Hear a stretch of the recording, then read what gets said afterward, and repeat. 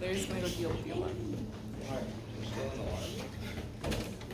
Isn't there? I thought that's just the air vent. Oh, yeah. Oh, is it stopped? But why is it going away? I don't hear anything. Oh, no, it is doing. Did it stop? That's the air vent. Oh, Oh, wait, it's wait, some Larry. kinda like- Larry.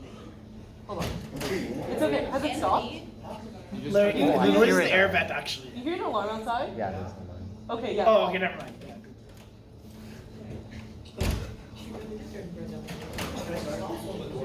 Yeah, Hold on, yeah, let's I think wait the for sound him. is just the air vent. Oh, okay. Never mind. Can I start?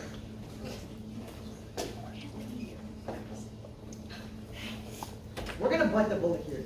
Take out doesn't mean actually taking them out on a date. It means killing them, and I think OG and government bench as a whole hasn't been very charitable to concede that. And the extent in which we think this debate has considered the actor's interest in killing this person has been very marginal. We say killing people is emotionally drenching, that's what we're going to talk about. So the first decision that the superhero would make would tell them they have a right to not act on these visions. On an actor level, we're going to analyze why killing people is going to be bad for this person. Number one, because you know that there are alternatives in which you can mitigate or coerce them out of this decision in the first place. And the mechanism here that OO lacks is that the vision you see of them is presumably their thoughts without interacting with you. So the logic of like the butterfly effect is that if they haven't met you, and therefore the decisions in their head exist in a different state than after you talk to them. So maybe a guy was having like a bad day and gone to an argument with his wife, and that prompted some sort of like murder thoughts. That person isn't guaranteed to commit a crime. We have a vision of that, and therefore you shouldn't act on it. So simple, I know you want to kill your wife, is probably going to be a deterrence factor in knowing the secret fact, that in telling them that the secret is known in the first place, and it's enough to spook them. And because you likely have experience with the superpower, the methods in which you spook these individuals and deter them will be more effective as you gain experience. So in all forms, it is incredibly easy for you to mitigate the impacts of this crime without actually killing them. Second, because the act of killing people is far more traumatizing and regretful than the act of letting someone die because you saw a vision that it lasted like 5 seconds when you raised their hand on the PTC. We'd argue that there's a disconnect from letting someone die and killing them with your own hands. So the example here is like, you buy clothes from a fast fashion brand, and you probably that probably prerequisites some little kid living less years, but it's much harder to kill that little kid when you see them in person, because it is a gut-wrenching experience that will take a toll on your mind, and we would argue that that is incredibly bad for the average person. OG says here that you are experienced with trauma and therefore you can deal with this stuff. But we say that because you are making the decision on how you operate in the first place as a superhero, it is assumed that you are new at this, and you are deciding on which moral grounds to be a superhero on after you discover this power. And importantly here, we would argue that you're likely an average person that just got this genetic anomaly in the first place with a good moral compass. And there's a common humanity within us that exists beyond superhero movies that makes it hard to kill someone. So you're not vengeance, you're an average person being that makes it incredibly hard for you to forget killing someone. Lastly, on weighing the two options, we would say it's much easier to forget a vision you saw 10 years ago of someone dying than to live with killing thousands of people with your bare hands and acting on it every single time. And we would say the guilt that you feel from not taking this in the first place, not killing them, is going to be far more. And we say that it's going to be incredibly bad, it's going to be bad on your mind.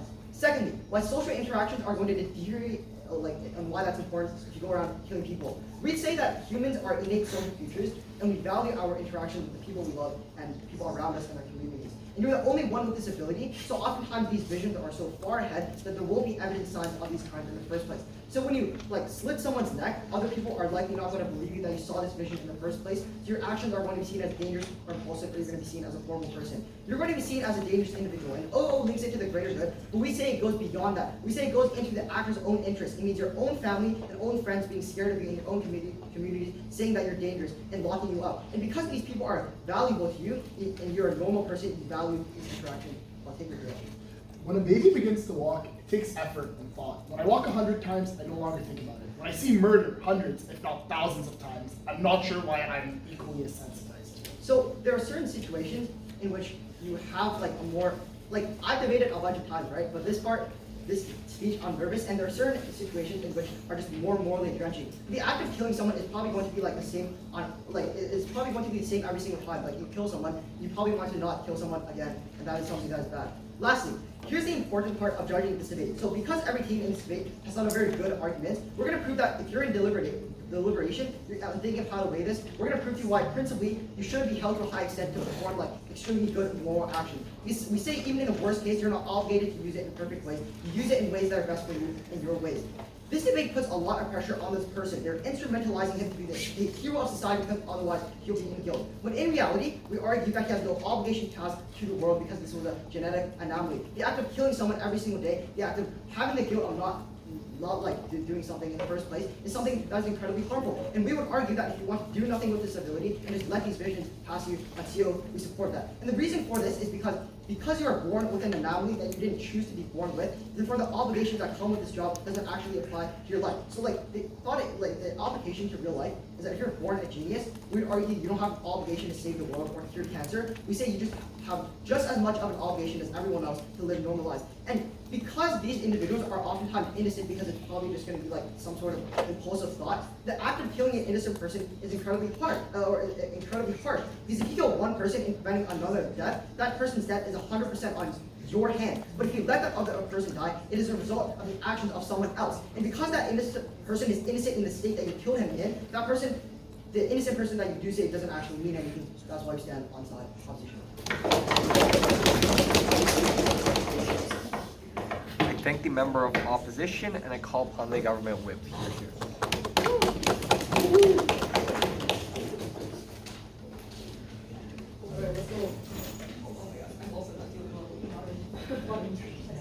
Hart Split 2023 top speaker.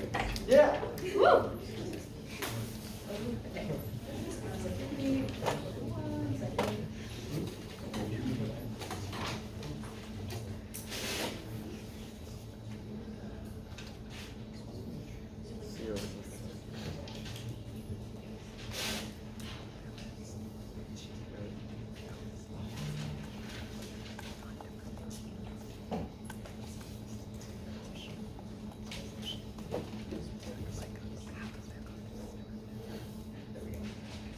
Alright, starting my timer.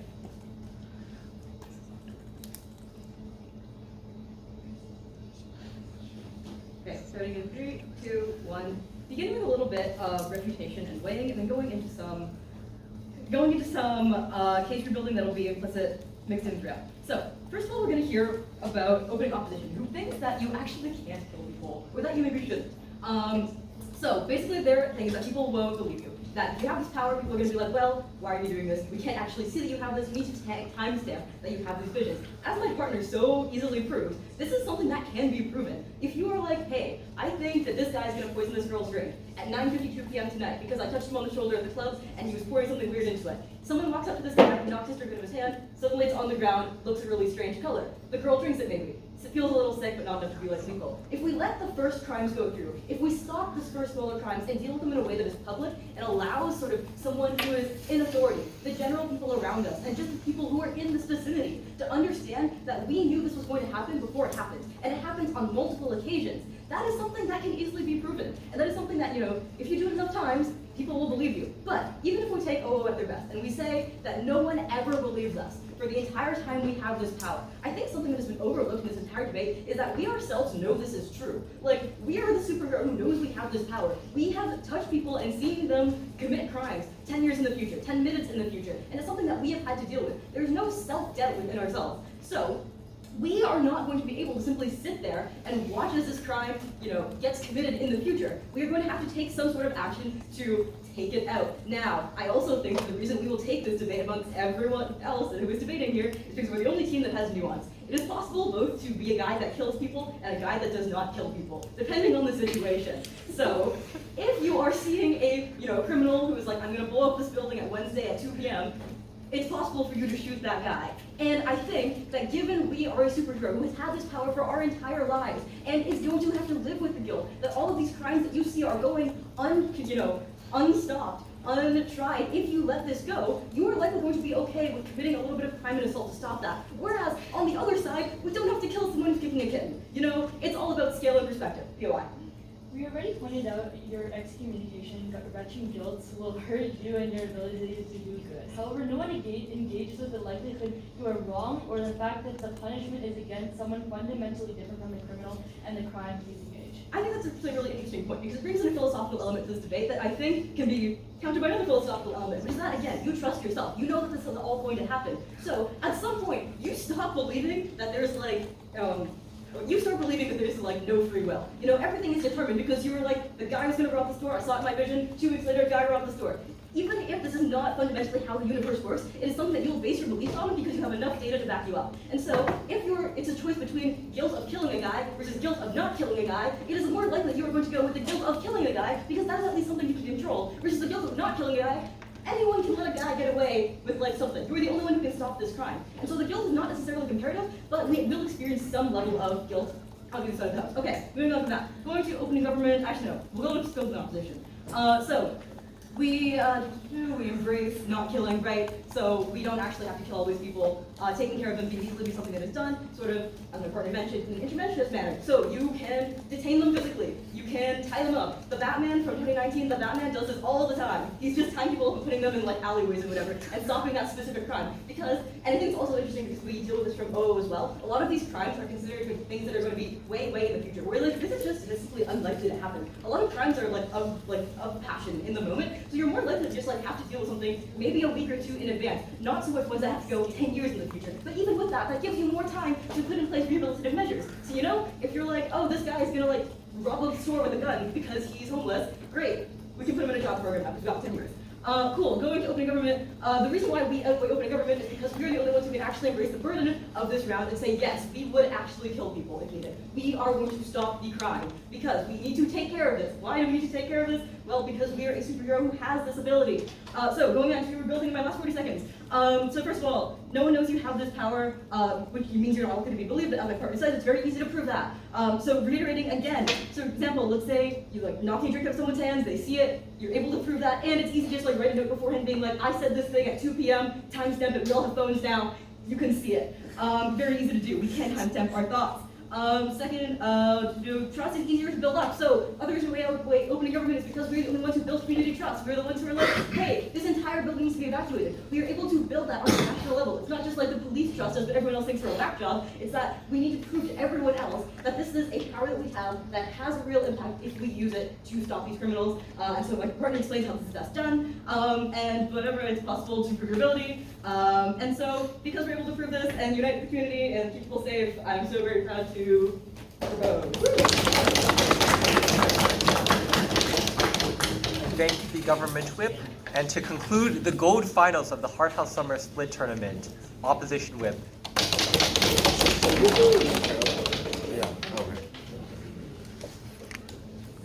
I'm never gonna have this experience again because this is a one-in-a-lifetime chance. So I just want to say thank you, Anthony. Okay, that's cool.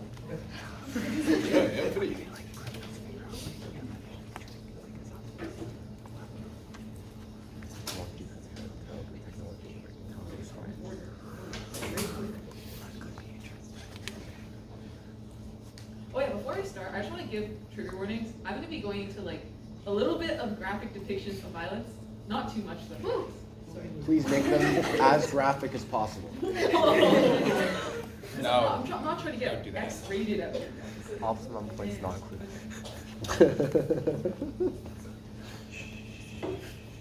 I can watch a gore video 1,000 times, but watching somebody die is different than feeling their blood on your hands, feeling their bones crack beneath your arms, and knowing that you've destroyed a life and you've destroyed their family. That is a trade-off that we want to make in this round today. Because we say at the end of this round, even if we ultimately save less lives, at least we feel less guilty. At least we'll feel a little bit happier. At least we're able to feel at peace. And that is what we ultimately win on closing opposition. 3 things in this speech.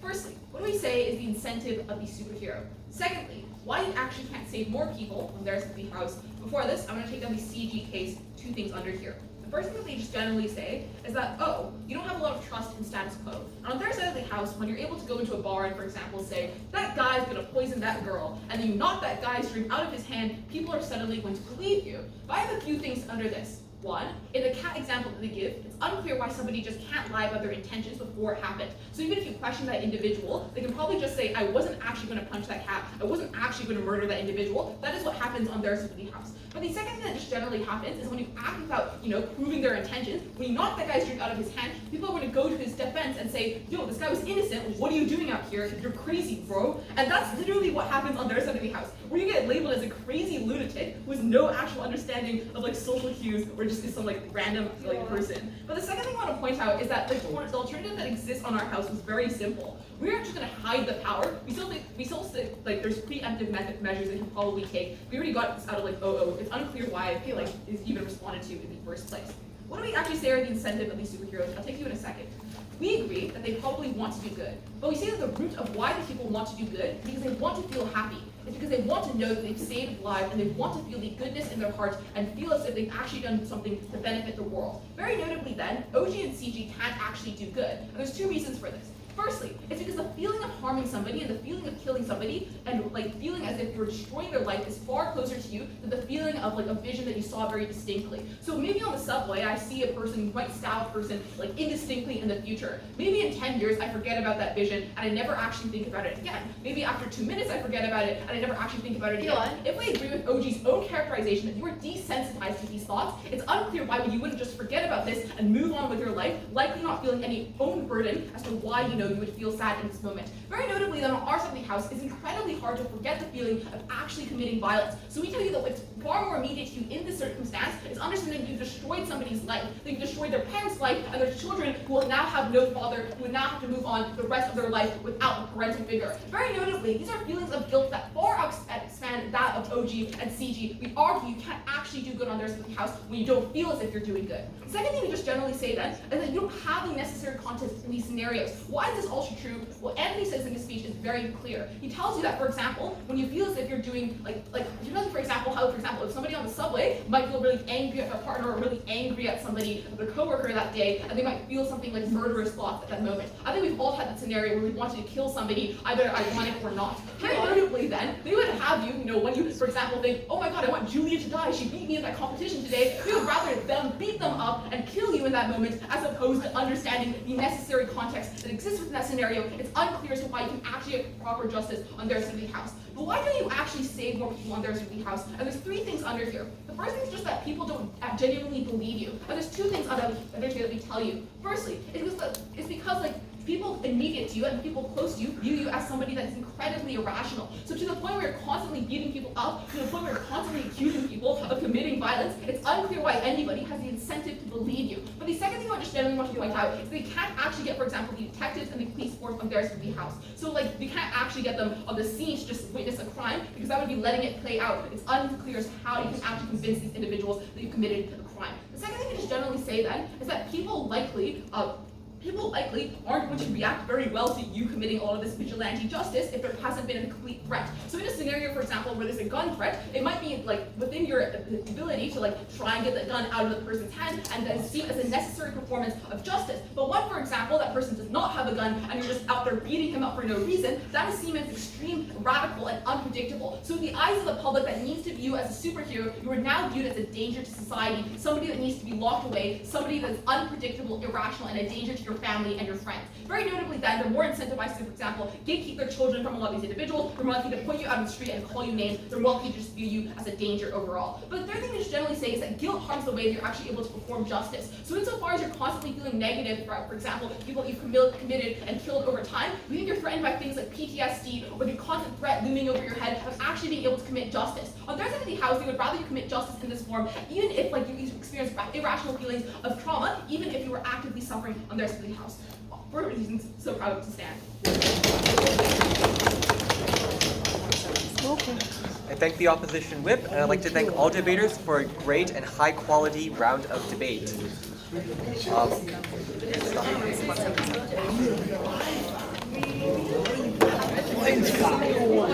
Got things to say.